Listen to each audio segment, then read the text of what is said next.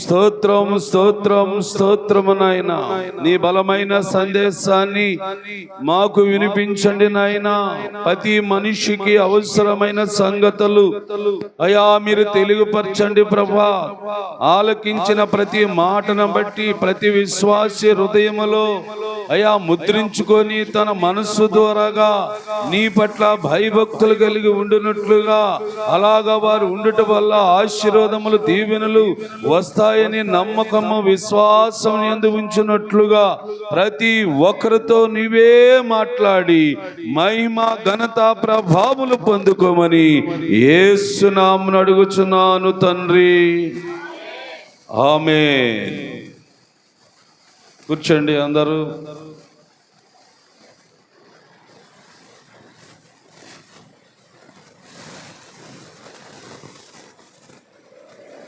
దేవునికి స్తోత్రం.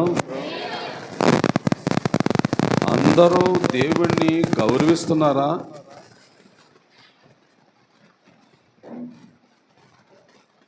అందరూ దేవుణ్ణి గౌరవిస్తున్నారా లేదా? మీలో చాలామంది దేవునికి అగౌరవం తీసుకొచ్చినట్లుగా కనబడుతున్నారు. ఎవరికి కనబడుతున్నారు? సేవకునికి కూడా కనబడుతున్నారు. దేవునికి కూడా అగౌరవం తెచ్చేటట్లుగా మీరు ఉన్నారంటే ఎప్పటికీ మీరు దీవించబడలేరు. దీవించబడకపోతే ఎలా ఉంటారు? శపించబడిన వారిగా ఉంటారు. ఇది వాస్తవం. దేవుణ్ణి గౌరవించట్లేదు చాలామంది సంఘములో, మందిరములో కూడా. జాగ్రత్త చేసుకోండి. ఎందుకు ఈ మాట దేవుడు సేవకుని నోట పలికించాడో దీన్ని మీరే అర్థం చేసుకోండి. దేవుని బిడ్డలారా, దేవాలయంకి వచ్చిన మీ అందరికీ ప్రభు పేరిట వందనాలు తెలియపరుస్తున్నాను. ఈరోజు దేవుడు తన వాక్యము ద్వారాగా మనతో మాట్లాడటానికి ఇష్టపడుతున్నాడు. మానవుడు భూమి మీద ఉండగానే, వాళ్ళు స్త్రీలే కావచ్చు, పురుషులే కావచ్చు, ఏమేమి కోరుకుంటారు అని ఆలోచిస్తే, మొట్టమొదట నేను ఒక మంచి వ్యక్తిగా సమాజంలో ఉండాలి, నన్ను చూసిన వారైనా నన్ను చూసే దేవుడైనా పర్వాలేదు, ఈ కుమార్తె కుమారుడు మంచిగా కనబడుతున్నారని అనిపించుకోవాలని ఉంటుందా? ఉండదా? ఏమండి? ఉంటుంది. రెండవది ఏంటంటే, నేను అనేక మార్గాల్లో నడుస్తున్నాను, ఆ మార్గాలలో నేను వెళ్ళే ప్రదేశానికి క్షేమంగా చేరాలి అనుకుంటారా? అనుకోరా? అనుకుంటారు. మూడవది, నేను ఏ పని చేసినా ఏమండి కష్టపడతాను, కూలికి వెళ్తాను, ఎంత బరువైనా మోస్తాను. ఇలాంటి పనులు చేసుకోవటానికి నాకు కావలసిన ఆరోగ్యము ఉండాలని అనుకుంటారా? అనుకోరా? అందరూ ఆరోగ్యము కావాలనుకుంటాం. మంచిది. ఏమండి? నాలుగవది ఏంటంటే, నేను చేసే పనిని బట్టి, అది కూలే కానీ, ఉద్యోగమే కానీ, లేదు ఆటకెళ్ళటమే కానీ, ఏదో ఒక పని చేస్తావు కాబట్టి ఆ పని మీద లాభము రావాలనుకుంటావా? వద్దనుకుంటారా? రావాలనుకుంటా. ఈరోజు ఈ 4 మాటలే మీ అందరికీ అవసరమైన మాటలని దేవుడు తన ఆత్మ ద్వారాగా తన సేవకుని ప్రేరేపించి బైబిల్ గ్రంథములో నుండి మీతో మాట్లాడటానికి దేవుడు ఇష్టపడుతుంది. అయితే ఈ 4 కార్యాలు జరగాలంటే ఏమండి, 1 మంచి వ్యక్తిగా, ఏమండి 2 గమ్యం చేరే వ్యక్తిగా, 3 ఏమండి మంచి ఆరోగ్యం వ్యక్తిగా, 4 మంచి లాభం పొందే వ్యక్తిగా ఉండాలి. అంటే నువ్వేం చేయాలి? మనం ఏం చేయాలి? ఇది మాట చాలా గొప్ప మాట, మంచి మాట, మన జీవితాలకి చాలా చాలా అవసరమైన మాటలు. దేవుని వాక్యంలోంచి చెందాము. బైబిల్ గ్రంథాన్ని తెరిచారు అందరూ? తెరవండి. తెరిచినప్పుడు సామెతల గ్రంథం తీయండి. సామెతల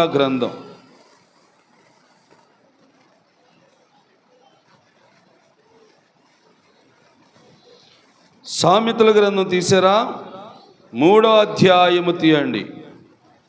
దేవాతి దేవుడు మాట్లాడుతున్న ప్రతి మాట ఇది.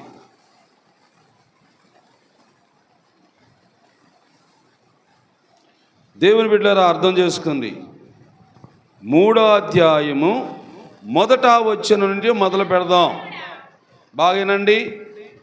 నా కుమారుడా, నా కుమార్తె, నా కుమారుడా అని ఎవరు పిలుస్తారు? తల్లిదండ్రులు బిడ్డల్ని పిలుస్తారు. అయితే ఈరోజు ఇక్కడ మీ తల్లిదండ్రులు ఎవరు లేరు ఇక్కడ కదా. ఇప్పుడు మనందరికీ తండ్రి అన్నవాడు ఎవరు అంటే దేవుడే.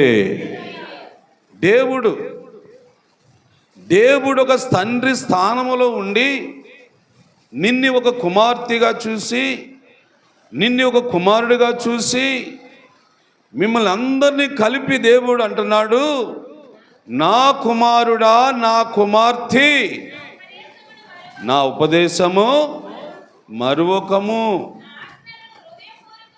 నా ఆజ్ఞలను హృదయపూర్వకముగా. దేవునికి స్తోత్రం. తండ్రి మాట ఇది.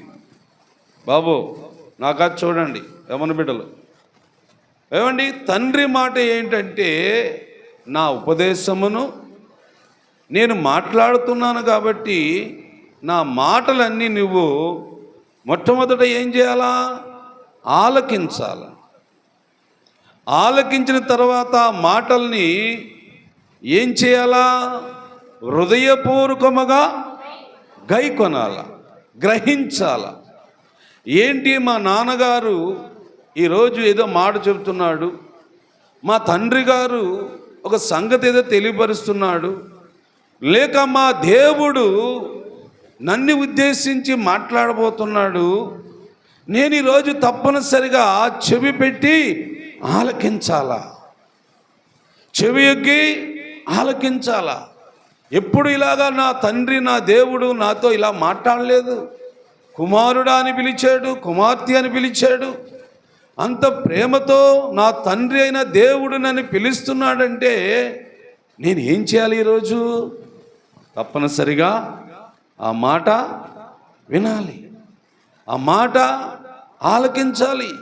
ఇదేదో నా మేలు కొరకే నా తండ్రిగా నా దేవుడు చెబుతున్నాడని ఈరోజు మీరందరూ కూడా, మీతో పాటు నేను కూడా, మనమందరము కలిసి ఒక మాట, దేవుని మాట ఆలకిస్తే నీకేం జరుగుతుందంట? గమనిస్తున్నారండి? ఏవి? తండ్రి ఉపదేశించిన మాటని మనం ఆలకిస్తే అవి, ఆ మాటల వలన నీకేంటి లాభం అంటే దీర్ఘాయువు. ఏమండి? ఏవాయువు? దీర్ఘాయువు అంటే ఎక్కువ సంవత్సరాలు బ్రతకటం, ఎక్కువ సంవత్సరాలు జీవించటానికి కావలసినదేంటి? ఆయుష్కాలం కదా. మనం ఎక్కువ సంవత్సరాల భూమి మీద బ్రతకాలి అంటే మనకు ఎక్కువ ఆయుష్ కావాలంటాం. సరే, ఆయుష్కాలం ఎలా కలుగుతుంది నీకు అని అంటే, తండ్రి అయిన దేవుని యొక్క ఉపదేశమును మరువకుండా హృదయపూర్వకముగా దాన్ని గైకోవాలి. ఇది నీ శరీరానికి సంబంధించింది, ఇది నీ జీవితానికి సంబంధించింది, ఇది నీ భవిష్యత్తుకు సంబంధించినది. నువ్వు ఎక్కువ సంవత్సరాలు భూమి మీద ఆరోగ్యముగా బ్రతకాలి, ఆనందముగా బ్రతకాలి, సంతోషంగా బ్రతకాలి. నువ్వు చేసే పని కానీ, నువ్వు వెళ్ళే ప్రయాణము కానీ ఏదైనప్పటికి కూడా అది నీ జీవితానికి మేలుకరముగా ఉండునుగాక. ఉండునుగాక. దేవుని బిడ్డలారా, చాలా మంచి మాట ఇది. అవునండి, ప్రతి మనుషుడు కావాలి కదా. రోగాలతో చచ్చిపోతామా? నో. ఏమండి, ఆయుష్ తగ్గించిపోవాలనుకుంటామా? లేదు. నాకు ఆయుష్ కావాలి, నాకు ఆరోగ్యం కావాలి, నాకు ఆనందం కావాలి, నాకు ఆదాయం కావాలి అనుకుంటూ ఉండే మానవుడా, మనుష్యుడా, ఈరోజు వినండి.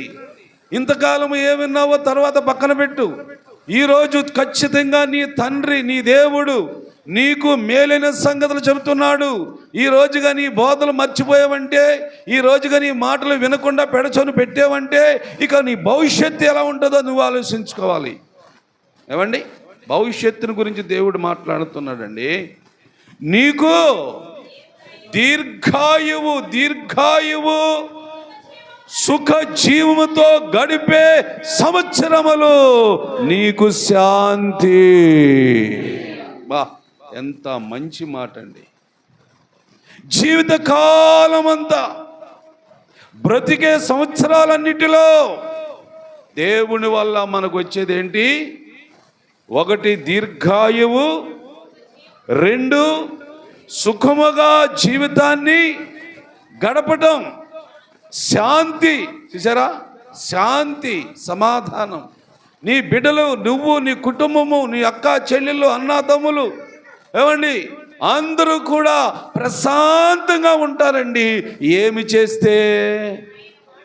ఆయన మాటని హృదయపూర్వకముగా గైకోవాలి. బాబు మా గైకోనండి ఆ వాక్యాన్ని. చాలామంది వదిలేస్తున్నారు, చాలామంది దేవుని మాటలని మర్చిపోతున్నారు.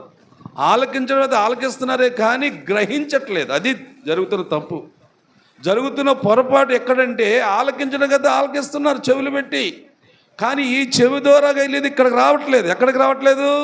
హృదయానికి రావట్లేదు. హృదయములో ఉంటేనే తప్ప నీకు సుఖ జీవితము, ఏమండి, అనేక సంవత్సరాల బ్రతికే ఆయుష్కాలము, నీకు శాంతి లభించదు. చెవితో విని వదిలేస్తావు అనుకో, హృదయంలోకి రాకపోతే ఇవన్నీ కోల్పోతున్నావు నువ్వే.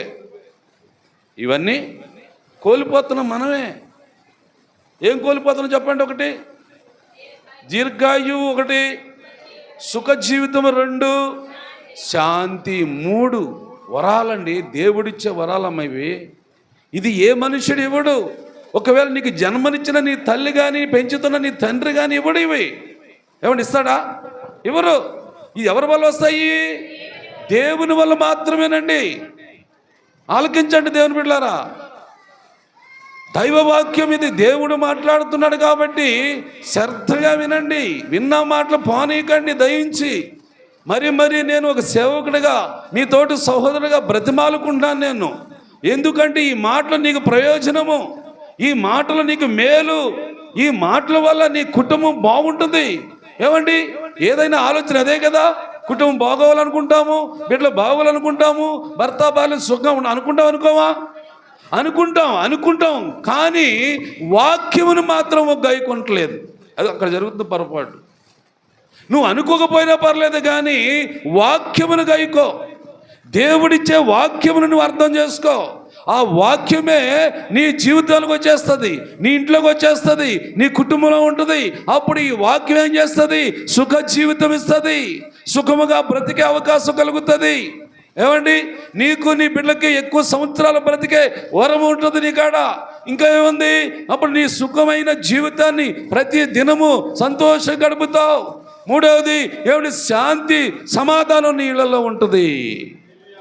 ఇది అర్థం చేసుకోండి అమ్మా బాబు. విలువైన మాటలు ఇవి. ఎక్కడ దొరకవి, బజార్లో దొరకవు, గ్రామంలో దొరకవు, మార్కెట్లో దొరకవు, ఏమంటే ఆఫీసులో దొరకవండి. ఒక్క దేవాలయములోనే ఈ మాటలు దొరుకుతాయి.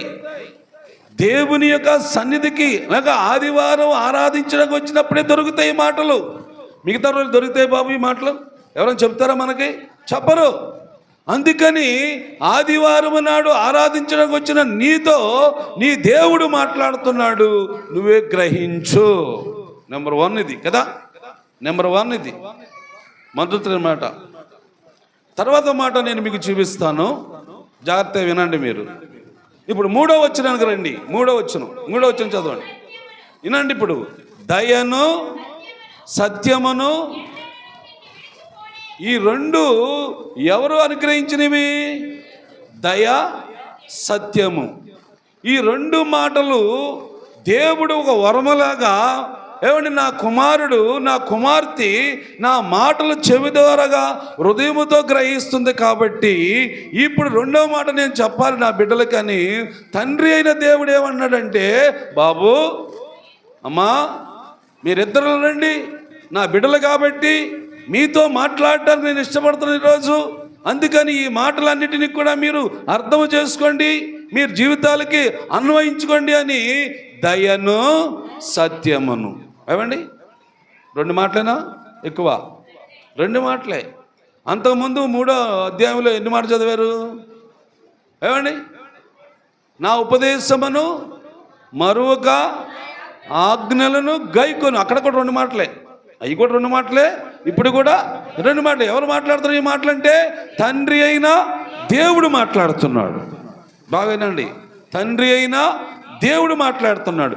దయను సత్యమును ఎన్నడును నిన్ను విడిచి పోనీయక బాబు.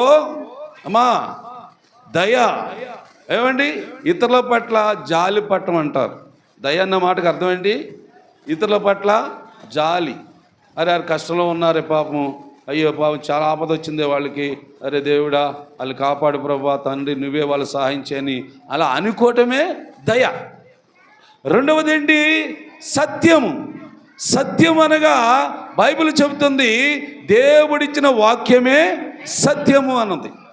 అంటే అప్పుడు వాక్యము కలిగి ఉన్న నీలో దయ తప్పగా ఉంటుంది కదా.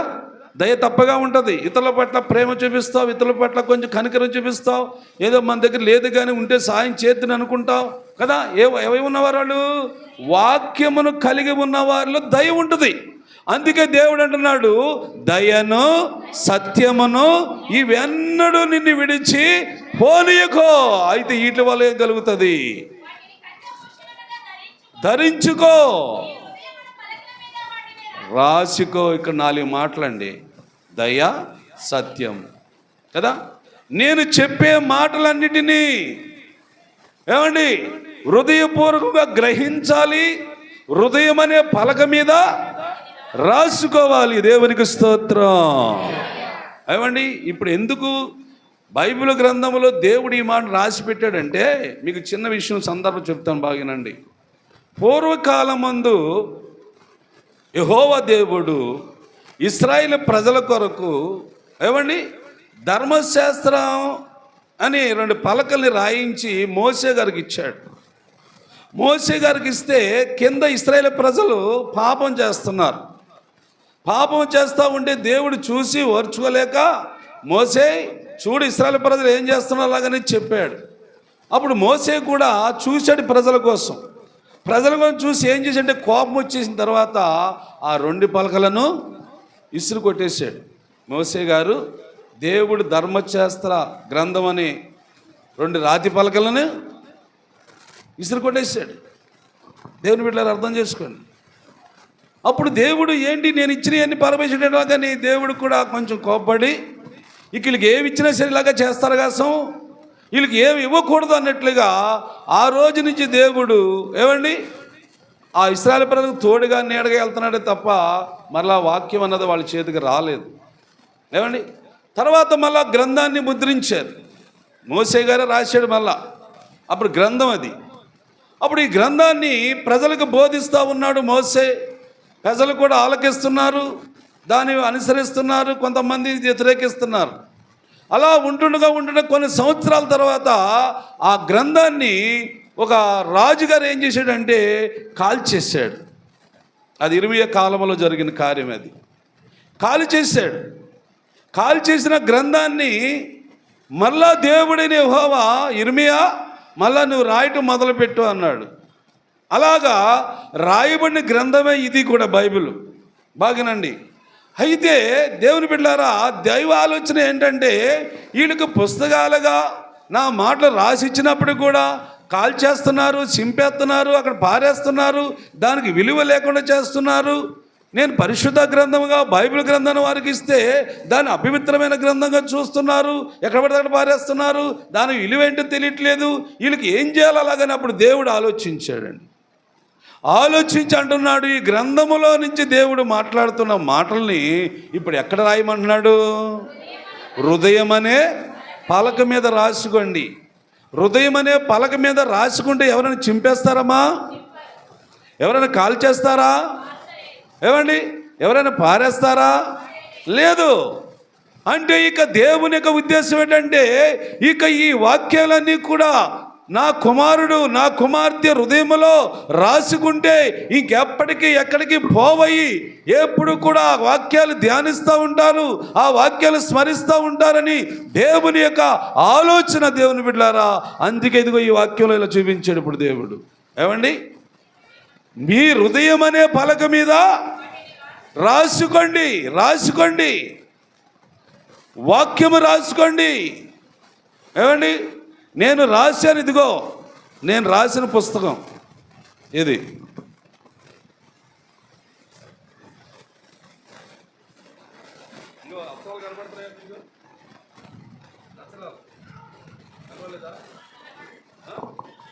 ఇది సుమారు 22 సంవత్సరాల కింద రాశాను. ఇది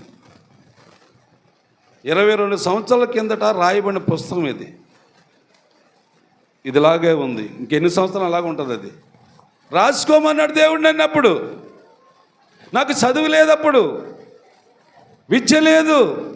అలాంటి టైములో ఎంత కష్టపడి రాసి ఉంటాను ఈ పుస్తకాన్ని, ఎంత పట్టుదలతో రాసి ఉంటాను ఈ పుస్తకాన్ని. ఏమా అర్థమవుతుందా మీకు? దేవుడు చెప్పాడు నాకు, రాసుకో బాబు, రాసుకుంటేనే గుర్తుంటుంది, పుస్తకాల్లో కాదు కానీ హృదయములో దాచుకో. హృదయములో రాసుకో బాబు. నువ్వు నా కుమారుడు కదా, రేపు నీ ద్వారాగా నా పరిచయం జరగాలి కదా, ప్రజలందరికీ నువ్వు చెప్పాలి కదా. చెప్పాలంటే నా మాట నీ హృదయంలో ఉండాలి కదా, ఉండాలంటే నువ్వు రాసుకోవాలి కదా. దేవుడు నాకు చెప్పాడు, నేను రాసుకున్నాను, పుస్తకాలుగా రాశాను. ఏమండి, హృదయంలో రాసుకున్నాను. నాకు పుస్తకం అవసరమే, హృదయంలో మాటలు కూడా అవసరమే నాకు. దేవునికి స్తోత్రం. దేవుడు దీర్ఘాయుష్ ఇస్తాడు ఏమిటో తర్వాత సంగతి. ఏమండి, సుఖ జీవితాన్ని మాత్రం భూమి మీద నాకు ఇచ్చాడు దేవుడు. ఏమండి, శాంతి సమాధానముతో జీవించడానికి దేవుడు నాకు అవకాశం ఇచ్చాడు. నా అన్నదమ్ములతో సమాధానంగా ఉండటానికి, నా మర్దలతో సమాధానంగా ఉండటానికి, నా బిడ్డలతో సమాధానంగా ఉండటానికి, నా అక్క చెల్లెలతో సమాధానంగా ఉండటానికి దేవుడు నాకు ఇచ్చాడా లేదా? రమణబాబు చెప్పాలి. ఉన్నారు అలాగే ప్రపంచంలో ఎవరన్నా 5 అన్నదమ్ములు కలిసి ఉండడం చూశారు ఎక్కడైనా? చెప్తే నేను గొప్పగా అనుకోకండి, దేవుడు ఇచ్చాడు నాకు అంటున్నాను. ఏమండి, 3 అక్క చెల్లెలు నాకు, మేమందరం కలిసి ఉన్నామా లేదా?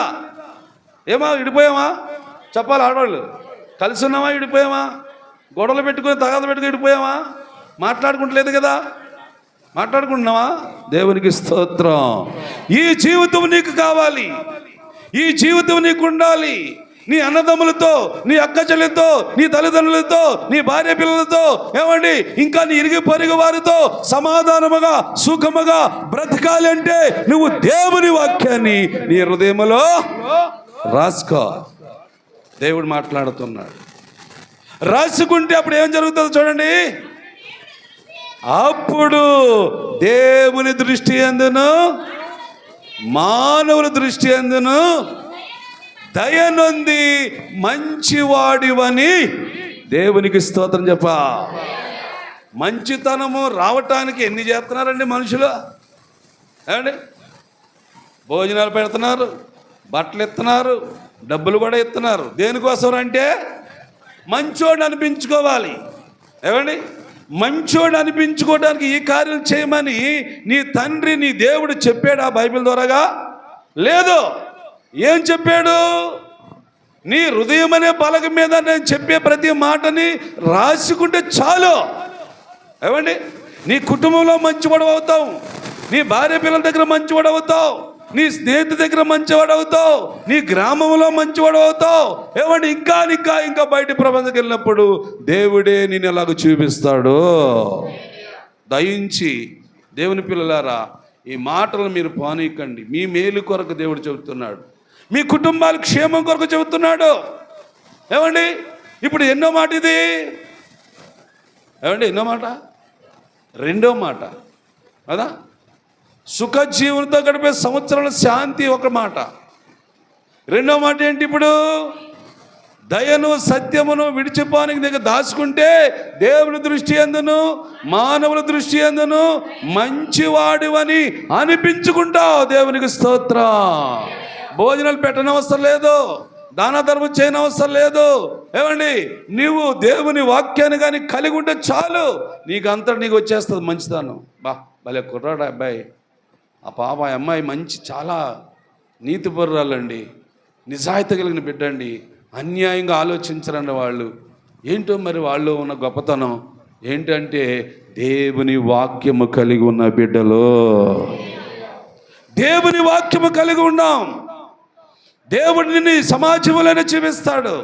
ఏమండి ఒకవేళ కొద్దిమంది నన్ను దూషించి ఉంటారు, కానీ 190% మంది నన్ను మంచోడే అంటారు. దేవునికి స్తోత్రం. ఆ 10% ఏంటంటే కిట్టాకిట్టనీళ్ళు అంటారు. వాళ్ళు చూసి వారవలేక కదండి. అలాంటి వారు ఒకవేళ ఆడ ధనాస్పరుడై, డబ్బులు ఖర్చు పెట్టడాయి, పేనాస్తాడాయి, సంఘానికి ఏం పెట్టడాయి అన్నవాళ్ళు ఉంటారు. నాకు తెలుసు అది కూడా. నేను అలా పెట్టను. సంఘానికి భోజనాల బట్టలు ఇవ్వను. నేను దేవుని వాక్యాన్ని అందిస్తాను. ఆ వాక్యమే నిన్ను బలపరుస్తుంది, ఆ వాక్యమే నిన్ను దీవిస్తుంది, ఆ వాక్యమే నీకు భోజనం పెడుతుంది, ఆ వాక్యమే నీకు ధనం ఇస్తుంది. వాక్యాన్ని కలిగి ఉండండి చెప్పే సేవకుడు. దేవుని వాక్యాన్ని కలిగి ఉండండి అని చెప్తాడు సేవకుడు. మిగతా వాళ్ళు అయితే భోజనాలు పెడతారు, మిగతా వాళ్ళు అయితే బట్టలు ఇస్తారు, మిగతా వాళ్ళు డబ్బులు కూడా ఇస్తారేమో. ఆకర్షణ ఉండాలి కదా. ఆ పాస్టర్ డబ్బులు ఇస్తున్నాడే, వారం 50 రూపాయలు ఇస్తున్నాడే, మనిషికి వద్దాం వెళ్దామా అనేవాళ్ళు వెళ్ళి ఉంటారు. ఉన్నారు వాళ్ళు కూడా వాటర్లోని డబ్బులు ఇచ్చి జనాలు రాబెట్టుకుని పాస్టర్లు కూడా ఉన్నారమ్మా. లేరా? లేరు. చూపించా, పేరు చెప్పినా నేను, పేరు చెప్పమంటారా? 50 రూపాయలు వారానికి. నువ్వు చర్చికి వస్తే నీకు 50 రూపాయలు ఇస్తానని ఒకడు ఇక్కడ ఉన్నాడు. నో. ఏమండి నీకు డబ్బులు ముఖ్యమా, రక్షణ ముఖ్యమా? రక్షణ ముఖ్యము. నీకు డబ్బులు ముఖ్యమా, వాక్యం ముఖ్యమా?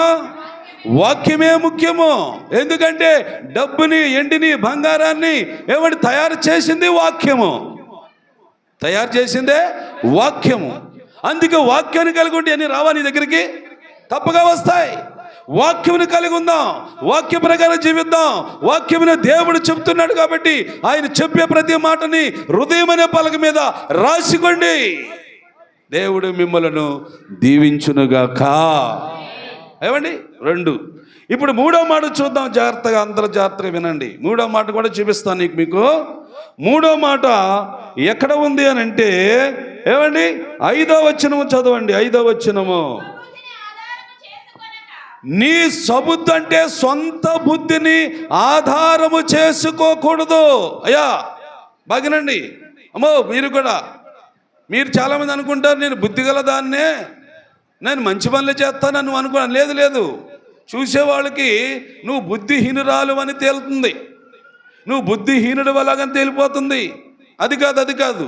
నీ బుద్ధిని ఆధారము చేసుకొనక నీ పూర్ణ హృదయముతో యెహోవా యందు నమ్మిక ఉంచుము. చూసారా, నీ ప్రవర్తన అంత అంటే ఏంటి? నువ్వు నడిచే నడక, ఏమండి నువ్వు వెళ్ళే దారి ప్రయాణము, నువ్వు చేసే పనిపాటులు, ఏమండి నీ కుటుంబంలో నీ బిడ్డల ఎదుట నువ్వు నడుచుకుని నడవడక, ఇది ప్రవర్తన అంటారు. నీ ప్రవర్తన అంతటిలో దేవుని అధికారమునకు ఒప్పుకో. దేవునికి స్తోత్రం. నీ బుద్ధిని ఆధారం చేసుకోకమ్మా. దయించి ఈ మాటలు వినండి మీరు. బాబు మీరు కూడా, యవనస్తులు మీరు కూడా, నాకు చాలా తెలివి ఉంది, నాకు మంచి ఆలోచన ఉందని నువ్వు అనుకోకు. నువ్వు ఎప్పటికి కూడా బుద్ధిమంతుడు అవ్వాలి అన్నా, జ్ఞానం గలవాలి అవ్వాలన్నా నేను ఏం చేయాలంటే దేవునికి భయపడాలా. నా పైన నా తండ్రి ఉన్నాడు, నా దేవుడు ఉన్నాడు, ఆయన నన్ను చూస్తున్నాడు, ఆయన చూసే దేవుడు కాబట్టి నేను ఆయనకు భయపడితేనే నాకు బుద్ధిస్తాడు, జ్ఞానం ఇస్తాడు, సంపదిస్తాడు. ఏమండి, కొలస్సీలకు రాసిన పత్రిక చూడండి ఒకసారి. కొలస్సీలకు రాసిన పత్రిక 2వ అధ్యాయం 3వ వచనంలో ఉన్న మాట చదవండి. బుద్ధి, జ్ఞానము, సర్వ సంపదలు తండ్రి దగ్గర ఉన్నాయి. దేవునికి స్తోత్రం. దేవుని దగ్గర ఏమున్నాయి చెప్పండి? బుద్ధి ఒకటి ఉంది, 2 జ్ఞానం ఉంది, 3 సర్వ సంపద కూడా ఉందయా ఆయన దగ్గర. అందుకు నువ్వు ఎలా ఉండాలంటే, ఏమండి, మనం ఎలా ఉండాలంటే సోబుద్ధిని ఆధారము చేసుకోకూడదు. పూర్ణ హృదయముతో యెహోవా యందు ఎలా ఉండాలా? నమ్మకంగా ఉండాలా. వినండి, దేవుని యందు ఎలా ఉండాలి? మనం నమ్మకంగా ఉంటే నీకు లాభము కలుగునుగాక. నమ్మకత్వం, నమ్మకముగా ఉన్నవారిని అంట దేవుడు తండ్రి ఏమండి ఒక అవకాశం ఇస్తాడంట. ఏ అవకాశము? 101వ కీర్తన 6వ వచనంలో చూడండి. ఆ మాట కాదు, అది సంగతి.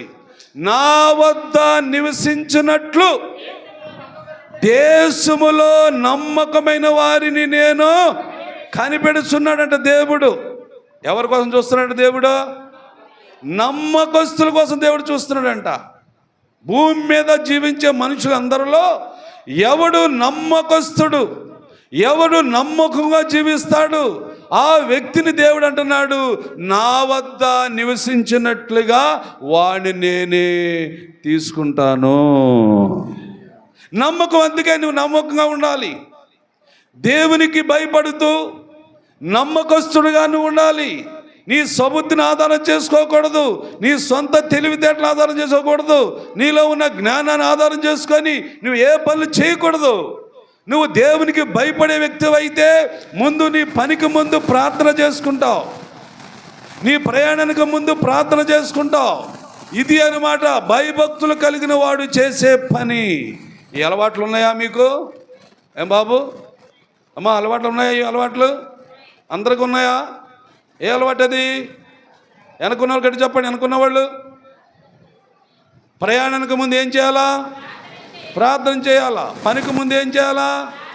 అలాగ చేసిన వాడే దేవునికి భయపడేవాడు బాబు. అలాగ చేసుకునేవారే దేవునికి భయపడేవారు. దేవునికి భయపడేవారిలో నమ్మకం ఉంటుంది. నమ్మకం గలవాడిని దేవుడు చూస్తాడు. చూసినప్పుడు దేవుడు ఏం చేయాలనుకుంటాడంట? చూడండి ఆ తర్వాత మాట. అదిగో అప్పుడు ఆయన దేవుడు నీ త్రోవలను, నీ మార్గములను, దేవునికి స్తోత్రం చెప్పు. 3వ మాట కదా ఇది. ఇప్పుడు త్రోవ, మార్గాలు వెళ్తాం కదండి మనం. సముద్రం వేటకి వెళ్తారా? అది త్రోవ అని అంటారా కాదంటారా? త్రోవే అది. ఎన్ని ప్రమాదాలు ఉన్నాయి? తుఫాన్లు ఉన్నాయి, సుడిగుండాలు ఉన్నాయి, ఏమండి వాయుగుండాలు ఉన్నాయి. అపాయం లేదా సముద్రంలోని? ఉంది. చాలా పెద్ద ప్రమాదం అండి సముద్ర ప్రయాణము. ఇలా దారి ప్రయాణాలు చూస్తే యాక్సిడెంట్లు, ఎటు చూసినా ప్రమాదాలు అంచుగా ఉన్నాం మనం. ఎటు చూసినా ప్రమాదాలు అంచున ఉన్నాం మనం. అంటే ఈ ప్రమాదాల్లో పడకుండా ఉండాలంటే నీ త్రోవ ఎవరు సరళం చేయాలా? దేవుడైన యెహోవా నీ మార్గాన్ని సరళం చేయాలా. అయితే సరళం చేయాలంటే నువ్వెలా ఉండాలా? దేవుని యందు నమ్మిక ఉంచాలా. దేవుణ్ణి అడగాలి నువ్వు. అయ్యా, ఇదిగో నేను చేరగలబోతున్నాను ప్రభువా, నా మార్గములో నువ్వు నాకు తోడుగా రా. లేదు, తుని వెళ్ళిపోతున్నాను తండ్రి, నువ్వే నాకు తోడుగా రా. లేదు ప్రభా, నేను అమెరికా వెళ్ళిపోతున్నాను నాయనా, నువ్వు నాకు తోడుగా ఉండు అనే మాటని చెప్పుకొని ప్రయాణం చేసేవాడు ఎవడైనా సరే సురక్షితముగా, క్షేమముగా గమ్యానికి చేరగలుగుతాడు. ఏమండి, మీ మార్గము సరళం అవ్వాలంటే మీరు ఏం చేయాలని ఉంది వాక్యంలో? నమ్మిక ఉంచంతే. దేవుడు ఉన్నాడు, నా తండ్రి ఉన్నాడు నాకని నమ్మకం ఉంచాలి నువ్వు. ఎవడలేలే, వెళ్ళిపోతానులే, ఏం కాదులే, ప్రమాదం ఉండదులే, నేను బండి వేసుకు వెళ్ళిపోతాను, ఇలా ఎన్నిసార్లు తిరిగి రాలేదు? ఏమండి, అలా ఎన్నిసార్లు తిరిగి రాలేదు? అనుకుంటున్నారు చాలామంది అనుకుంటున్నారు ఈ మాట. ఎన్నిసార్లు వెళ్ళలేదు చీరాల బండి వేసుకొని? ఏ ప్రమాదం జరిగింది? ప్రమాదం జరిగేటప్పుడు నీతో చెప్తుంది అనుకున్నావా? ప్రమాదం జరిగేటప్పుడు నీకు తెలుసు అనుకుంటున్నావా? నీకు తెలీదు. ఎవరికి తెలుసు? పైనున్న దేవునికి తెలుసు, నీ తండ్రికి తెలుసు. నీవు ప్రమాదంలో పడిపోతున్నావు, అపాయంలో పడిపోతున్నావు, అలాగని దేవునికి మాత్రమే తెలుసు. అందుకు ఆ అపాయాన్ని తప్పించేవాడు దేవుడే, ఆ ప్రమాదాన్ని తప్పించేవాడు దేవుడే. అందుకు నువ్వు ఎలా ఉండాలా? నమ్మిక ఉంచి దేవునికి మాత్రమే భయపడి నీ ప్రవర్తన అంతట్లో ఆయన అధికారానికి ఇచ్చి అప్పగించాయి. నీ ప్రవర్తన అంతా ఆయనకు అప్పగించాయి. నువ్వు ఎలా నడాలో నడిపిస్తాడు, నువ్వు ఏమి తినాలో తినిపిస్తాడు, నీకు ఎంత డబ్బు ఇవ్వాలో ఇస్తాడు, నువ్వు ఏ బట్టలు వేసుకోవాలో నీకు ధరింపజేస్తాడు. సర్వము సమస్తము దేవుడు చూసుకుంటాడు. ఈ మాట మీకు చెప్పాలి. నేను దేవుని బిడ్డలారా, ఇప్పటికి 22 సంవత్సరాలు ఈ సేవ చేస్తున్నాను. నేను ఈ సేవలో నడిచిన నేను వేసుకున్న బట్టలు నాయి కాదు. ఈ బట్టలు, ఈ సొక్కాలు నేను రూపాయి కొనలేదు. ఇప్పుడు వచ్చి 22 సంవత్సరాలు నేను తొడుక్కునే బట్టలన్నీ సంఘస్థులు ఇచ్చినవే. నేను డబ్బులు ఖర్చు పెట్టలేదు. మళ్ళా చెప్పనా? ఇప్పుడు 22 సంవత్సరాల నుంచి నేను తినే ఆహారము ఏ ఆహారం అనుకుంటున్నారు? మీరిచ్చే బియ్యమే తింటున్నాను నేను. దేవునికి స్తోత్రం. నా ఆదాయము ఎంత బిల్డింగ్ కట్టినా, ఎంత స్థలాలు కొన్నా మీరిచ్చే కానుకలే. అర్థమైందా పాయింట్? అంటే టోటల్గా నాకు దేవుడు బట్టలు ఇస్తున్నాడా లేదా? భోజనం పెడుతున్నాడా లేదా? డబ్బులు ఇస్తున్నాడా లేదా? మరి ఎంత అభివృద్ధి జరిగిందంటే అంత దేవుడు ఇచ్చింది కదా. మరి అలాగే మీకు ఇస్తానన్నాడు దేవుడు. మీ వ్యాపారాలు బలమిస్తాయి, మీరు చేసుకునే పని మీద మంచి ఆదాయం వస్తుంది, మీరు మంచి ఆరోగ్యవంతులు అవుతారు, మీరు ఎంత దూరం వెళ్ళినా మీకు ప్రమాదం ఉండదు, అపాయం ఉండదు అని మీతో కూడా దేవుడు చెప్తున్నాడమ్మా. మీరు అర్థం చేసుకోండి ఈరోజు వాక్యాన్ని. మీరందరూ అర్థం చేసుకోండి వాక్యాన్ని. వాక్యమైన దేవుడు తండ్రి మన మేలు కొరకు చెబుతున్నాడు, మన ప్రయోజనం కొరకు చెబుతున్నాడు. ఇప్పుడు 3వ మాటలో ఏం చూసాం మనము? నీ ప్రవర్తన అంతటిలో ఆయన అధికారానికి అప్పగించేస్తే నీ త్రోవలను సరాలము చేస్తాడు. దేవునికి స్తోత్రం. ఇప్పటికి ఎన్ని? 3. ఇప్పటికి 3 విన్నావు. 3 ఏదో చెప్పండి. ఇప్పుడు 3 విన్నారు కదా, 3 మాటలు. మొట్టమొదటి మాట చెప్పండి. ఉపదేశమును మరువకుండా హృదయపూర్వకంగా గైకుంటే నీకు దీర్ఘాయువు, సుఖ జీవితము, శాంతి కదా. వాక్యాన్ని గైకుంటేనే 3 మేలు జరిగాయి అక్కడ. తర్వాత 2వ మాట, దయను సత్యమును ఎన్నడూ పోనీయకుండా వాటి హృదయం అనే పలక మీద రాసుకుంటే దేవుని దృష్టి యందు, మానవ దృష్టిని మంచివాడు అవుతామా, మంచిదనం అవుతామా. ఇది నేర్చుకోండి ముందు. మీ బట్టలు, మీ డబ్బులు కాదు. మంచివాళ్ళు అనిపించుకుందామంటే దయ, సత్యం అనే హృదయంలో ఉండాలి. ఇప్పుడు 3వ మాట, నీ సబుద్ధిని ఆధారం చేసుకోనక నీ ప్రవర్తన అంతట్లో దేవుని అధికారానికి ఒప్పుకో. అప్పుడు నీ త్రోవలు ఏమవుతాయి? సరళమవుతాయి. ముళ్ళుండవు, రాళ్ళుండవు, తుప్పలుండవు. అవునా కదా? మీరు ఆలయంకి నడిచి వచ్చేటప్పుడు మీ త్రోవల్లో ముళ్ళు, రాళ్ళు ఉంటున్నాయి బాబు అంటే ఎవరు తీసేశారు? కొంచెం అలా పక్కకి వెళ్తే ఉన్నది. ముళ్ళు ఉన్నాయా, రాళ్ళు ఉన్నాయా అంటే ఈ ముళ్ళు రాళ్ళు లేకుండా మీకు త్రోవను ఎవరు సరళం చేశారంటారు? అవునా? ఒక సేవకుడిగా నేను ఆలోచించి సంఘస్థులు మందిరానికి రావాలి కాబట్టి అందుకు ఆ త్రోవను మేము అంటే దేవుని ఆలోచన అది.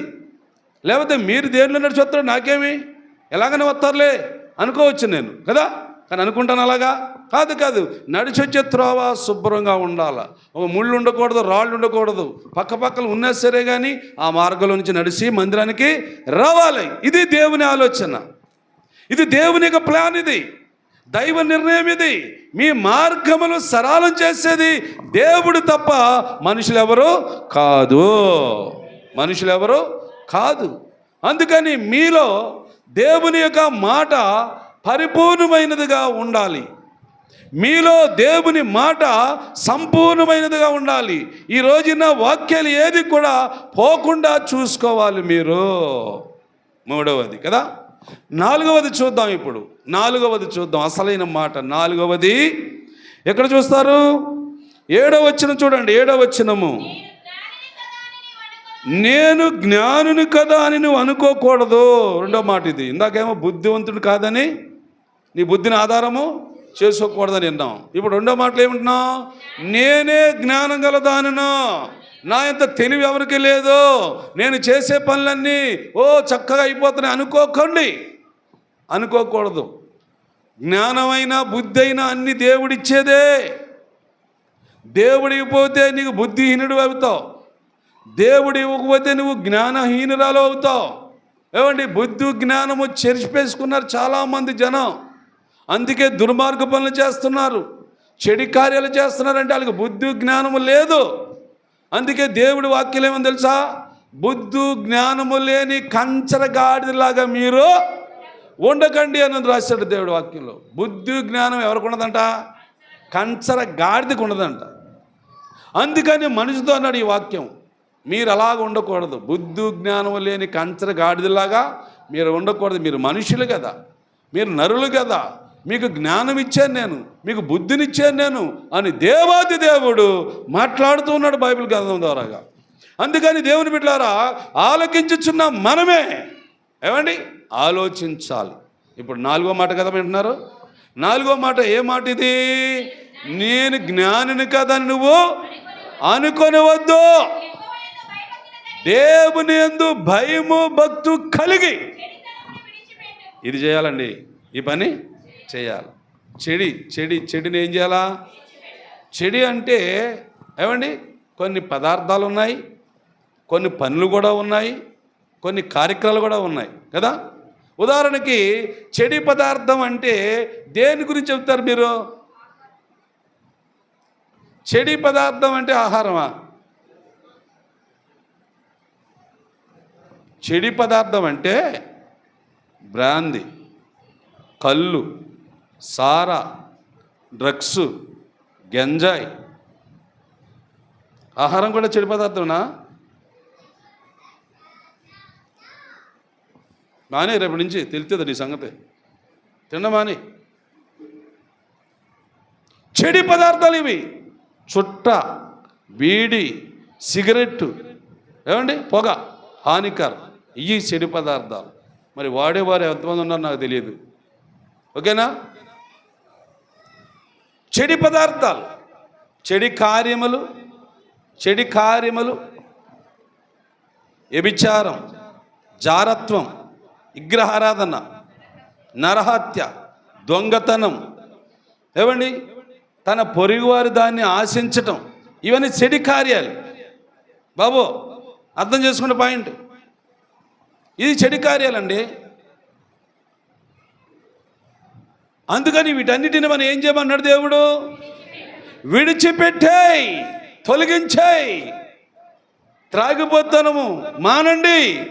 ఆరోగ్యం పాడైపోతుంది, డబ్బులు ఖర్చు అయిపోతుంది, ఇల్లు లేకుండా పోతుంది, జీవితంలో సంతృప్తి లేదు కదా బాబు. ఎందుకు తాగుతున్నారంటే ఏమో చెప్పరు, ఎందుకు ఇలాగా అలవాటైంది మీకంటే ఏందో చెప్పరు.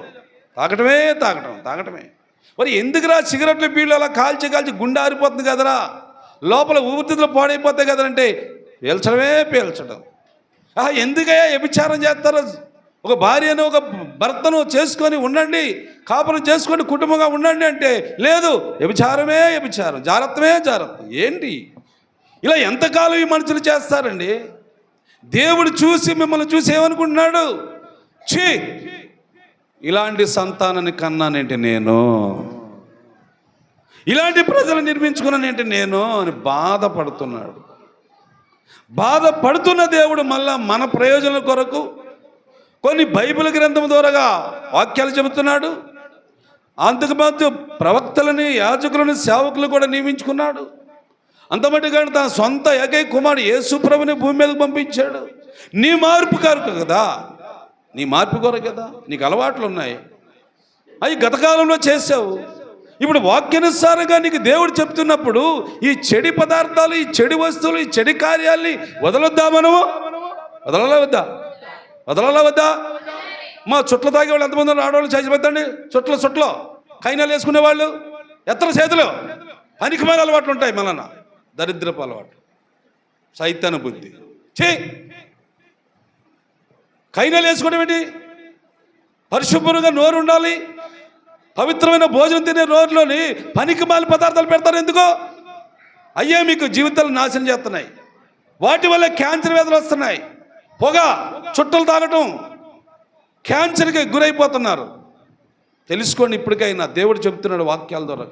ఏమండి, దేవుని యందు భయభక్తులు కలిగిన వ్యక్తి అయితే చెడుని విసర్జించు, లేకపోతే నువ్వు అయిపోతావు. భయభక్తి లేదా నీకు? దేవుడు అంటే భయం లేదా? మరి భయం ఉన్న వ్యక్తి అది అలవాటు ఎందుకు మానవు? నువ్వు మానుకో. ఈరోజు దేవుడు ఎందుకో నీ మేలు కొరకు చెబుతున్నాడు.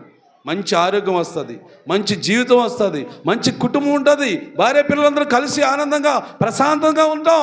ఆ చెడు వస్తువు వల్ల నీ భార్య నిన్ను సహకరించట్లేదు, ఆ చెడు వస్తువు వల్ల నీ పిల్లలు నిన్ను గౌరవించట్లేదు. ఏంటి నాయన నా బతికలాగా అయిపోయిందని బాధపడుతున్నావు కదా? ఆలోచించరా?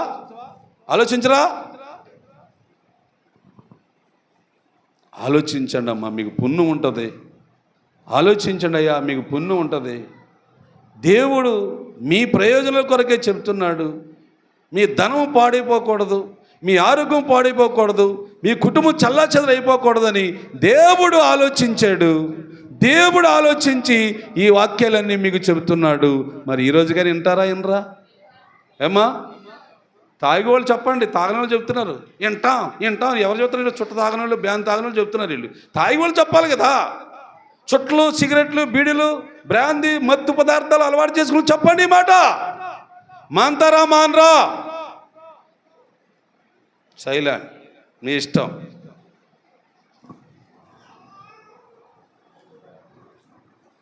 ఇష్టం. దేవుడు చెబుతున్నాడు. దేవుడి మాట ఇది. తండ్రిగా కుమారులకి చెప్పవలసిన బాధ్యత. గద్దిస్తాడు, కోప్పడతాడు. ఏంట్రా అలాంటి పని చేస్తున్నావు? ఏంటమ్మా అలాంటి పని చేస్తున్నావు? ఏంటి ఎక్కడ పారిపోతున్నావు? ఏంటి నువ్వు? అడగడా తండ్రి? కోప్పడ్డా?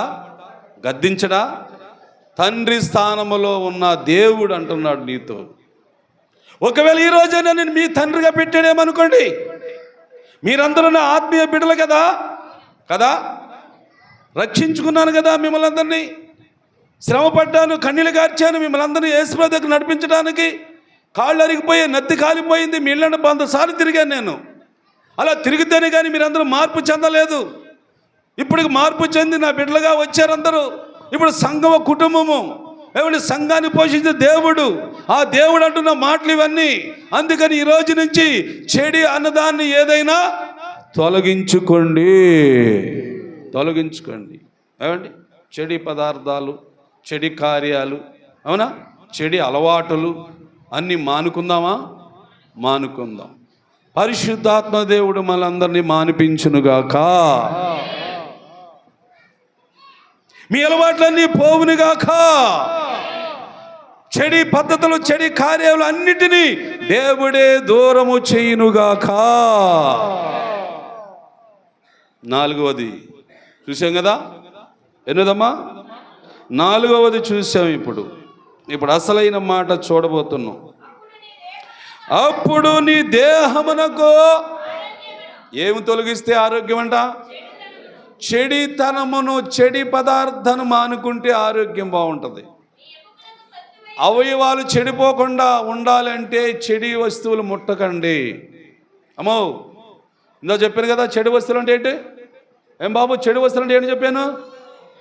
బ్రాందీ, సారా, కళ్ళు, గంజాయి, గుడక, డ్రగ్స్ కదా, ఇవన్నీ చెడు కార్యాలు. వ్యభిచారము, జారత్వము, దొంగతనము, మోసము, హత్య, ఇవన్నీ చెడు కార్యాలు. ఇవన్నీ నీవే ఏదో చేయాలంట. అందుకు వాక్యం చూపిస్తాను, జాగ్రత్తగా మీరు చదవండి. కొలసలకు రాసిన పత్రిక 3వ అధ్యాయం 5వ వచనం చదవండి ఒకసారి. కొలసలకు రాసిన పత్రిక 3వ అధ్యాయం 5వ వచనము. అదిగో భూమి మీద ఉన్న మీ అవయవాలంటే లెక్క పెట్టండి. అవయవాలు అన్నాడు. అవయవాలంటే ఏంటంటారు మీరు? అవయవాలంటే ఏంటి చెప్పండమ్మా?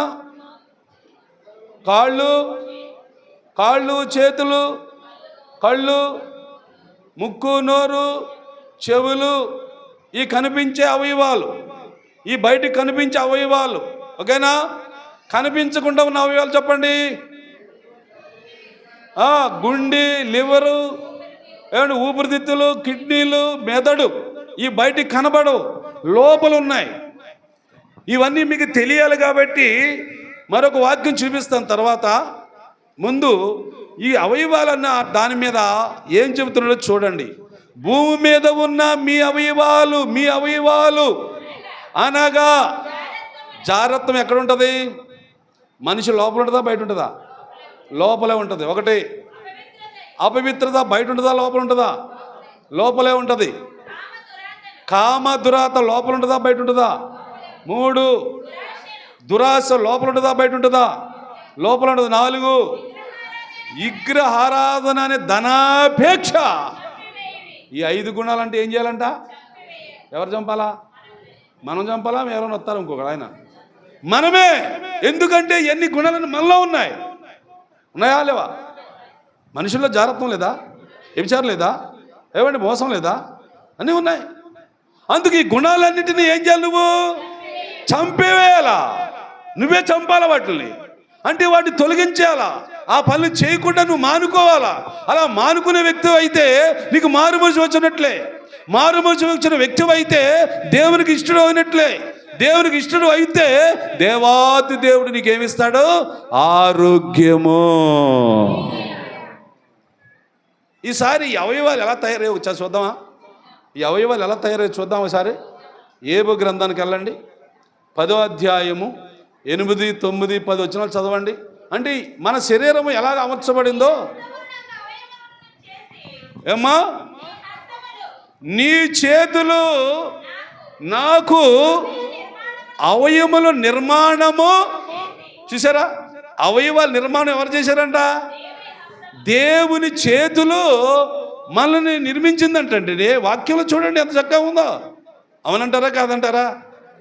నువ్వు మీ అమ్మ కడుపులో పడకముందు నువ్వు ఎక్కడున్నావయ్యా? ఏం బాబు?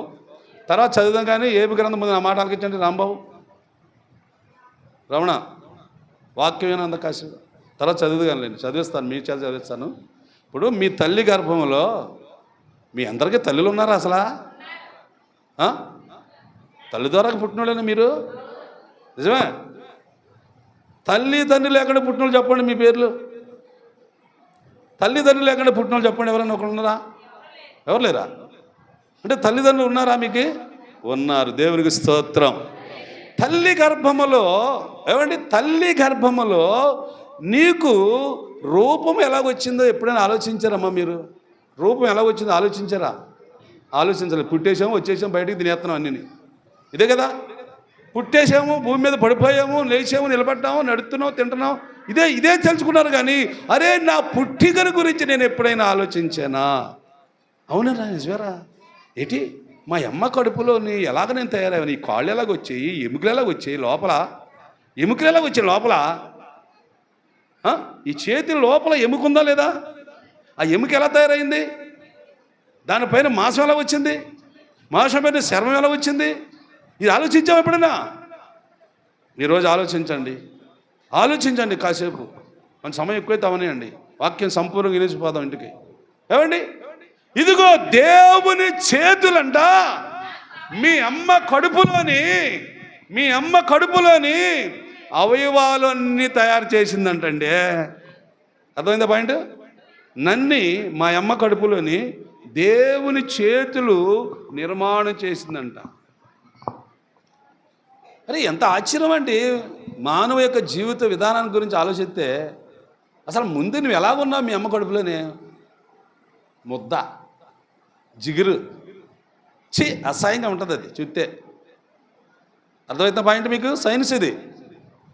కొంచెం చిరాగ్గా ఉంటుందా? ఏమండి? 2వ నెల 3వ నెల గర్భిణి అంటారు కదండి స్త్రీలో. ఆ గర్భిణీ స్త్రీకి స్నానం తీస్తే ఏం కనపడుతుంది? ముద్ద. చేతులు ఉంటాయా? ఉంటాయా? కాళ్ళు ఉంటాయా? ఎముకలు ఉంటాయా? అది ఎలా ఉంటుంది? ముద్ద మెత్తగా ఉంటుంది. ఎలా ఉంటుంది? జిగిరది తెల్లగా ఉంటుంది, చూడటానికి అసహ్యంగా ఉంటుందండి. నాకైతే దూకొస్తున్నా బా. 4వ నెల 5వ నెల వచ్చింది, ఆ ముద్ద ఏమైంది? అవునా? అంటే లోపల ఎముక ఇంత గట్టిగా ఉంటుంది కదా. ఇప్పుడు లోపల ఎంత గట్టిగా ఉంటుంది ఎముకండి. కాలు ఎముక, చెయ్యి ఎముక, ఈ పక్కల ఎముకలు, డొక్కలు, ఈ ముక్కెముకి, ఈ బుర్ర, ఇవన్నీ ఎలాగొచ్చాయి? ఏంటి అసలు రహస్యం ఏంటి ఇది? దీని రహస్యం ఇప్పుడు తెలుసుకున్నావు నువ్వు? తెలుసుకో. దీని పని లేదు నీకు. నీ బతుకు అది. నువ్వెంత ఇంత ముద్దో నువ్వు తల్లి కడుపులో ఇంత ముద్దో. అది అలా అలా అలా అలా అలా అలా అలా అలా అలా 9 నెలలు వచ్చింది. 9 నెలలు వచ్చినప్పుడు ఏమొచ్చాయి? మొత్తం టోటల్గా నీ శరీరంలో ఉన్న అవయవాలన్నీ తయారైపోయి. కాదే మెత్తగా ఉంటాయి ఆ ఎముకలు కూడా కదా.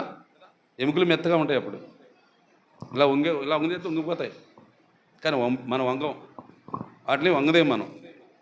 అండి ఇదిగో దేవుడు చూడండి ఎంత చక్కగా చెప్తున్నాడు యోబు గ్రంథంలో. ఇప్పుడు మీ అవయవాలన్నిటినీ నేనే అమర్చాను. తర్వాత మాట, జిగట మన్నుగా ఉన్న నన్ను నీవే రూపించావు. ఆ సంగతి ఏం చేయాలి? ఇప్పుడు అందరము జ్ఞాపకమును చేసుకోండి అమ్మా. ఆ సంగతి ఏ సంగతి? జిగిరిగా ఉన్నావు కదా ముద్దలాగా. ఎలాగున్నావు? జిగిరిగా ముద్దలా లేవు అప్పుడు తల్లిగడుపులని. ఆ సంగతిని జ్ఞాపకం చేసుకోమన్నాడు దేవుడు. ఇప్పుడు ఆ సంగతిని జ్ఞాపకం చేసుకోండి మీరు. ఇప్పుడు అది మర్చిపోయి మాట్లాడతాడంటే ఇప్పుడు మేసాలో చేయాలా కానీ, గడ్డలో చేయాలా కానీ, ఏమంటే 5-3 జాడు ఎదిగేవాళ్ళ కానీ, నేను ఒక మనుషులు, నేను ఒక పెద్దోడిని అలా కానీ గర్వంగా మాట్లాడకరా. నీ బతుకు నాకు తెలుసు అంటున్నాడు దేవుడు. నీ బతుకు నాకు తెలుసురా బాబుగా. అందుకే నేను చెబుతున్నాను, తండ్రి నిన్ను నిర్మించిన వాడును, నేను రూపించిన వాడు, నీకు అవయవాలన్నిటిని కలగజేసిన వాడును, నిన్ను ఒక మనిషిగా ఈ భూమి మీదకు తెప్పించిన వాడును, ఈ భూమి మీద బ్రతకటానికి నీకు బ్రతుదరును పని నేర్పించిన వాడును. అందుకని నీ మార్గాలు సరళం అవ్వాలి, నువ్వు జీవించే సంవత్సరాలు ఎక్కువ అవ్వాలి, నువ్వు సుఖముగా నెమ్మదిగా బ్రతకాలి అంటే నువ్వు నా మాటలు వినాలి. అంతే. ఎవరి మాట వినాలి? ఇప్పుడు ఒకవేళ నేను చెబుతున్నాను తల్లిదండ్రుల మాట వినకపోయినా పర్వాలేదేమో, కానీ తప్పనిసరిగా దేవుని మాట వినేవాడు తల్లిదండ్రుల మాట వినకుండా ఉంటాడా? ఏమా? దేవుని మాట వినేవాడు తల్లిదండ్రుల మాట వింటాడా, లేక తల్లిదండ్రుల మాట వినేవాడు దేవుని మాట వింటాడా? రహస్యం ఇది. అది అసలు రహస్యం కదా. దేవుని మాట వింటే తల్లి పేదరాలైనా, తండ్రి విద్య లేని వాడైనా, ఏమంటే మోగవాడైనా, ఎర్రివాడైనా తప్పనిసరిగా వాళ్ళ మాటలు వింటారు. ఇది నేర్చుకోండి పాఠం బాబు. ఈ పాఠం నేర్చుకోండి. దేవుని మాట విన్నవాడే తల్లిదండ్రుల మాట కూడా వింటారు. ఎందుకంటే దేవుడు నేర్పించాడు. బాబు, నీకు జన్మనిచ్చిన తల్లిరా, నేను పెంచి పెద్దవాడిని చేసిన మీ తండ్రిరా, వాళ్ళు తాగుబోతులు అయిపోయారా, తిరిగిబోతులు అయిపోయారా, అయిపోయినారు, ఆ పాపం వాళ్ళు చూసుకుంటారు, నువ్వు మాత్రం వారికి లోబడరా బాబు అని దేవుడే చెబుతాడు కదా. అలాగని తల్లిదండ్రులు కూడా ఏం చేయాలా? అరే నేను బిడ్డల కన్నానే, ఆ బిడ్డలు పెద్దోళ్ళు అయ్యారే, ఆ బిడ్డలు నన్ను చూస్తున్నారు కాబట్టి నేను తప్పు చేయకూడదు, నేను పాపం చేయకూడదు, నేను త్రాగిపోతూ అవ్వకూడదు, ఎందుకంటే నా బిడ్డలు నా ఎంతో అయిపోయారు అన్న అలవాట్లు నేను మానుకోవాలని తల్లిదండ్రులు కూడా రావాలి ఆలోచన. తల్లిదండ్రులు కూడా రావాలి ఆలోచన. అలా టోటల్గా కుటుంబంతో ఆలోచిస్తే దైవత్వం అక్కడ నిలిచి ఉంటుంది. దేవుడు ఆ కుటుంబంలో ఉంటాడు. ఆ కుటుంబంలో ఉంటే శాంతి ఉండదా? ఆ కుటుంబంలో సమాధానం ఉండదా? ఆ కుటుంబంలో ఆహారం ఉండదా? ఆ కుటుంబంలో ఆరోగ్యం ఉండదా? ఆ కుటుంబంలో ఆదాయం ఉండదా? ఉంటుంది. ఎందుకంటే కుటుంబం అంతా పని చేస్తారు, కుటుంబ సభ్యులందరూ పనికి వెళ్తూ ఉంటారు, బోల్డ్ ఆదాయం వచ్చేస్తూ ఉంటుంది ఇంటికి, బోల్డ్ ఆదాయం వచ్చేస్తూ ఉంటుంది ఇంటికి. ధనము పోగైపోతూ ఉంటుంది. ధనవంతులు భాగ్యవంతులు అంటారు. అప్పుడు దేవుడు ఆశీర్వదించాడు నువ్వు చెప్పవా? తప్పగా చెప్తారు. దేవుని బిడ్డలారా ఆలోచించండి. ఇంకా చదవండి యోబు గ్రంథం, ఇంకా చూద్దాం, ఇంకా కొంచెం మాటలు ఉన్నాయి. చూడండి, చర్మముతోను మాంసముతోను నీవు నన్ను కప్పితివి. చూడండి, ఎముకలు నరములు నన్ను సంధించితివి, జీవమును అనుగ్రహించి నా ఇళ్ళ కృప చూపితివి, నీ సంరక్షణ చేత నా ఆత్మను కాపాడితివి. అయినను నా లోపములు గూర్చి,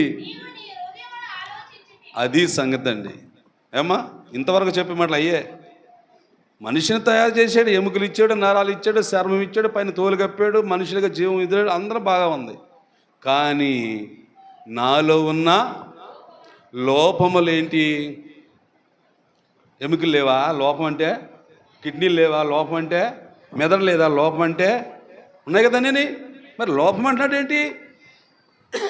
ఏమండి, శరీర అవయవాల లోపం కాదు, మనిషిలో పుట్టే గుణాలు, గుణగుణాలను చూడండి, అవి లోపాలు. అందుకు ఆ లోపాలని సరిచేయడానికి ఈరోజు వాక్యము. అమ్మా, ఆ లోపాలని సరిచేయడానికి ఈరోజు వాక్యము. చెడుని విడిచిపెట్టండి, నీ ప్రవర్తన అంతా దేవుని అధికారం ఒప్పుకో, నీకు ఆరోగ్యం కలుగుతుంది, నీ త్రోవ సరళమవుతుంది. ఏమండి, నువ్వు చేసే పని లాభం వస్తుంది, నీ కుటుంబానికి శాంతి వస్తుంది, నీ కుటుంబ సభ్యులందరూ ఆనందంగా జీవిస్తారు, ఎక్కువ సంవత్సరాల భూమి మీద బ్రతుకుతారని ఈరోజు తండ్రి అయిన దేవుడు చెబుతున్నాడు. నీలో లోపాలను సరిచేయటానికి ఈరోజు వాక్యం. అలాగా నేనేమో హింసించాలని కాదు, నేను అవమానపరచాలని కాదు. చెడు అలవాట్లు ఉన్నాయి కదా, చెడు గుణాలు ఉన్నాయి కాబట్టి వాటిని మానుకోమని దేవుడు చెప్తున్నాడు. దేవుడు చెప్పే ప్రతి మాటకి తప్పనిసరిగా విశ్వాసులందరము లోబడదాం. ఏమ్మా, లోబడదాం. సరే, ఏబు గ్రంథం అలా ఉంచేయి, చివరి మాట చెప్పి ముగించేద్దాం. 5వ మాట కదా, 5వ మాట ఏం మాట? 9వ వచనం చదవండి. ఇప్పుడు ఏం ఫలం అంట? రాబడి. పనికి వెళ్ళేవాళ్ళు ఎంతమంది? పనికి వెళ్ళేవాళ్ళు చేతులు ఎత్తండి, గట్టిగా పైకి ఎత్తండి. పనికి వెళ్ళేవాళ్ళు అందరికి ఇచ్చేటట్టు వారంగా అనుకుంటున్నారా? నేను కాదు, వాక్యం. ఏటకెళ్ళి ఎంతమంది? పనికి వెళ్ళేవాళ్ళు, ఉద్యోగం చేసేవాళ్ళు, కష్టపడి రూపాయి సంపాదించే వాళ్ళు అందరూ ఎత్తారు కదా పైకి. ఎత్తారా లేదా? ఇప్పుడు పనికి వెళ్ళకుండా డబ్బులు సంపాదించడం ఎంతమంది ఎత్తారు చేతులు? పనికి వెళ్ళకుండా డబ్బులు సంపాదన లేదు. 1 2 3 4 5 6 పనికి వెళ్ళకుండా ఇంటికాడే కూర్చొని వండెడతామంటే తినేసి రకాలు ఇవన్నీ. అయితే దేవుడు అంటున్నాడు, పనికెళ్ళే వారితో చెబుతున్నాడు, పనికెళ్ళి డబ్బులు సంపాదిస్తున్నారు కదా. ఏం బాబు, యేసు బాబు, పనికెళ్ళి ఆటకెళ్ళి ఉద్యోగం చేసి కూలికెళ్ళి వ్యవసాయపేటకెళ్ళి లేదు మట్టి పనికెళ్ళి కూలి పనికి వెళ్ళే వారు ఉన్నారు కదా. ఇక వీళ్ళందరితో దేవుడు మాట్లాడుతున్న మాట ఏంటంటే, నీ రాబడి అంతటలో దేవునికి స్తోత్రం. రాబడి అంత రోజుకి 500 వస్తుందా కూలికెళ్ళే వాళ్ళకమ్మా? రోజుకి 500 వస్తుంది రాదా కూలికెళ్ళే వాళ్ళకి? ఏటకెళ్ళే వాళ్ళకి ఎంత వస్తుంది రోజుకి? సుమారు ఉరామారిగా ఒక వెయ్యేద్దామా? రోజుకి ఒక 1000 లేదా వారానికి 1000, వారానికి 1000 అనుకో, వారానికి 1000 అనుకో. 10,000 రాని 20,000 రాని తర్వాత సంగతి. కానీ వారానికి ఒక 1000 ఏటకెళ్ళే వాళ్ళకి. కూలికెళ్ళే వాళ్ళకి 300, 500. ఏమా వారానికా రోజుకా? మరి వాళ్ళకి వారానికి 1000 రూపాయలు వేసావు, వీళ్ళకి రోజుకి 500. తేడా రాలేదు అప్పుడు.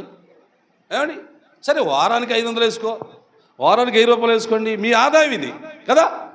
అయితే వారం వారం వారం వారం వారం వారం నువ్వు సంపాదించింది కదా డబ్బులు, నువ్వు సంపాదించిన దానిలో ఏం చేయమన్నాడు ఇక్కడ? నో పై మాట, అదిగో నీ రాబడి అంతటలో ప్రథమ ఫలము. ప్రథమ ఫలం అంటే ఇప్పుడు ఏటకోడికి 1000 రూపాయలు వచ్చాయి, అందులో ప్రథమ ఫలం అంటే ఎంత? 100 రూపాయలయ్యా. ఏటకెళ్ళేవాళ్ళు డబ్బులు సంపాదించేవాళ్ళు 100 రూపాయలు తీయాలి. అలా కూలికి వెళ్ళేవాళ్ళు, పనికి వెళ్ళేవాళ్ళు 500 వచ్చి అనుకో, దాంట్లో ఎంత తీయాలా? 50 రూపాయలు తీయాలి. ఈ 50 రూపాయలు, ఈ 100 రూపాయలు ఎవరికి ఇవ్వాలా? దేవునిది. ఆ వాక్యం చూపిస్తాను, తీయండి. ఆ వాక్యం తీయండి. తీసారా? లేవికాండం, భూధాన్యములనేమి, వృక్ష ఫలాలనేమి, భూఫలములన్నిటిలో ఎవరి సొమ్మది? ఎవరు సొమ్మురా? డబ్బులు సంపాదించే వాళ్ళు చెప్పండి ఈ మాట.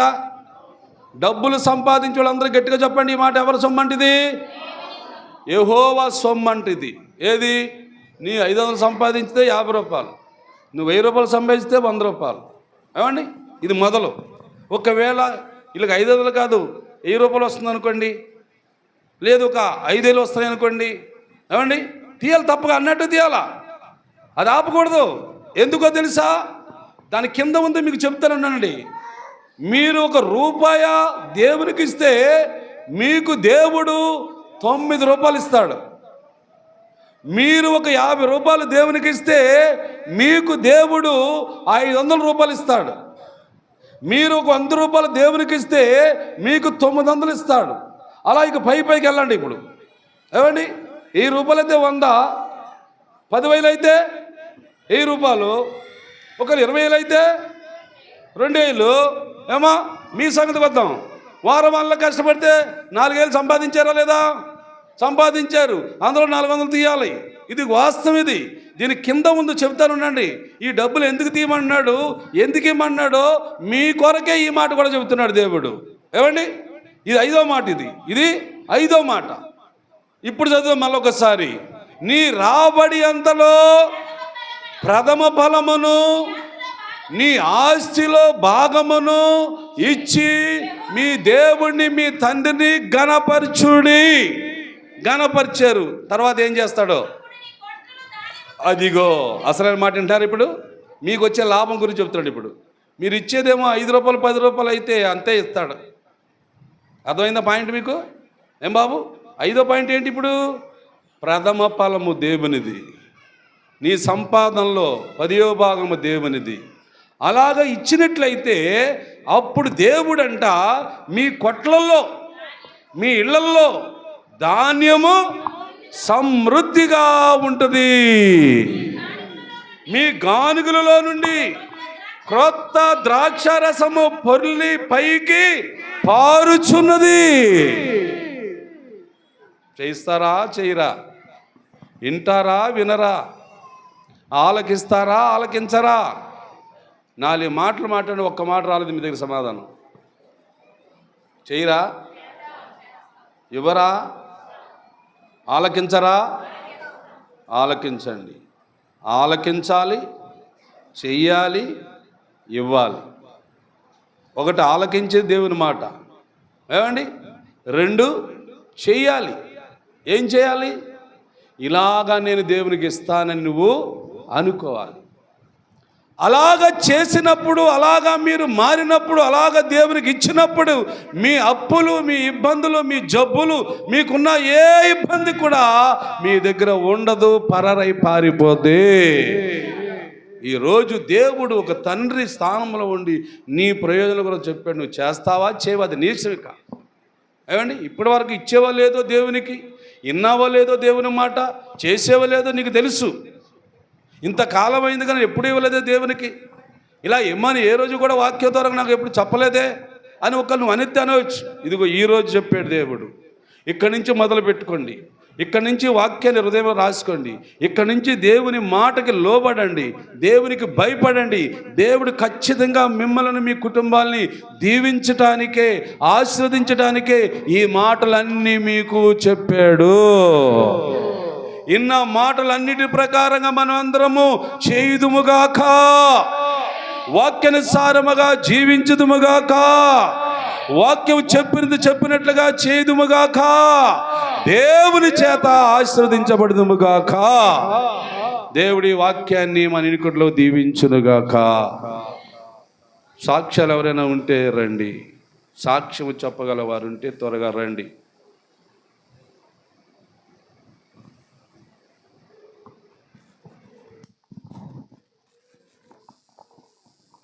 దేవుని నామానికి వందనాలు.